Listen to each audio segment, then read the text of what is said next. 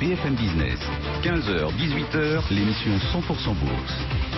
Intégrale Bourse, Cédric Decoeur. Allez, on plonge tout de suite au cœur des marchés avec Jean-François Bay. Bonjour Jean-François. Oui, bonjour Cédric. Le directeur général de Morningstar, des marchés qui consolident, se tassent un petit peu aujourd'hui, moins 0,6%. Alors on va peut-être pas commenter à la petite semaine les pulsations du marché, mais on va regarder un petit peu le rebond auquel on a assisté là. Depuis 6 séances pour Paris, 7 par exemple pour Londres. Ce sont des séries qu'on n'a plus vues depuis bien longtemps. On a un rebond.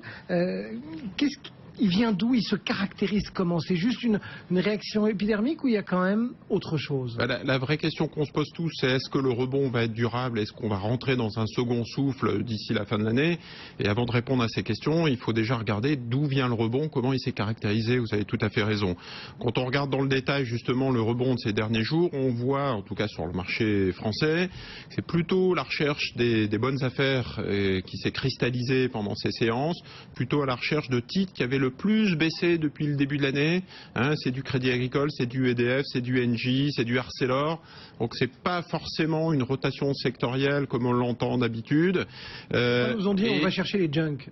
Ouais, on va chercher les junks, on reprend l'appétit au risque. C'est un peu une période de solde qu'on a connue après août-septembre. Donc automatiquement, les investisseurs sur le marché sont parfois un peu contrariés. Ils se disent, face à une période de solde, on revient. C'est ce qu'on a évoqué ensemble avec les auditeurs de BFM il y a quelques temps.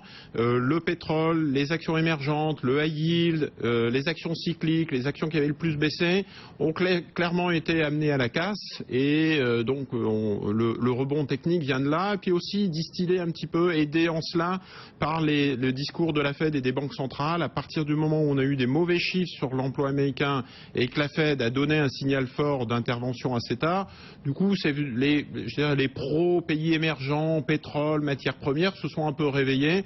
On en est là. La volatilité est encore assez élevée sur les marchés, mais on a fait ce premier rebond. Quand on regarde le potentiel second souffle du marché, on se dit... En clair, est-ce que aujourd'hui où on est rendu sur les 4600, 4700, est-ce qu'on peut aller plus loin? Est-ce qu'on aura une deuxième jambe de hausse? Oui, c'est ça. Est-ce qu'on va encore regagner 10%? Est-ce qu'on peut aller chercher les 5300 points sur le CAC 40 par exemple?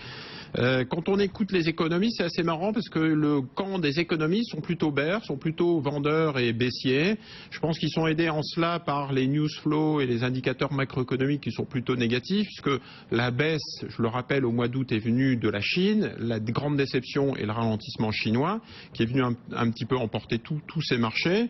Et donc les macroéconomistes se disent, la Fed elle-même a commenté dans son dernier rendez-vous, dans ses minutes, que le risque pays émergents et chinois était très fort, donc ça montre bien qu'il faut en prendre compte, en tenir compte. Les économistes tiennent aussi compte des indicateurs macroéconomiques. En zone euro, je vous donnerai qu'un exemple, forte déception des chiffres des indicateurs industriels ou liés aux exportations allemandes au mois d'août. Et donc on se dit exportation allemande égale exportation vers les pays émergents ou vers la Chine. Si les Allemands eux-mêmes pâtissent un petit peu de cette situation, c'est que visiblement le ralentissement dans les pays émergents et chinois sont décevants.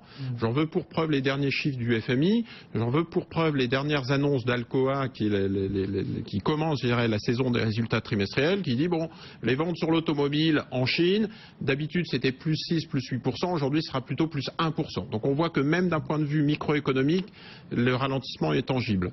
Chez Morningstar, quand vous plongez dans vos bases, quand vous regardez un petit peu ce que laissent transparaître vos gérants, justement aussi, ces professionnels, ce monde de la gestion, est-ce qu'il se bâtit un scénario ou est-ce qu'il est encore un petit peu comme au moment de la rentrée, après la vague de l'été, un peu désorienté, ou est-ce qu'il finalement fabrique un petit peu son scénario? Alors les gérants aujourd'hui sont plutôt bulles, puisqu'on parlait des économistes qui eux, j'allais dire, ne gèrent pas de portefeuille et ne traitent pas au quotidien. Les gérants d'actifs, eux, sont plutôt dans l'ensemble bulles, acheteurs, plutôt haussiers. Et ça a été le cas depuis le début de l'année, ce qui a entraîné d'ailleurs un peu un effet couperet cet été août-septembre, où il y a eu une accélération, un peu une phase d'abandon en septembre pour les plus fragiles et ceux qui ont paniqué le plus. Aujourd'hui, il reste, j'allais dire, un petit peu porté Par quoi? Par le sentiment des banques centrales. Quand vous êtes gérant de portefeuille... En fait, on ne va pas chercher d'idées fumeuses derrière la macro, etc. On se dit juste que les banques sont là et que... La plupart du temps, d'ailleurs, les gérants, quand vous les écoutez, ils considèrent que les économistes ou le FMI a du retard. Tout ça est très historique, c'est pas forward looking et que c'est pas du tout dans le futur. Et les gérants, eux, j'allais dire, ont deux mastodontes, deux grands gérants à leur côté. Il y a Yellen Asset Management ou Fed Asset Management et il y a Draghi Gestion ou BCE Gestion. C'est-à-dire que deux très gros gérants qui investissent. La BCE est passée son bilan est passé de 2000 milliards à 2600 milliards là de cette année.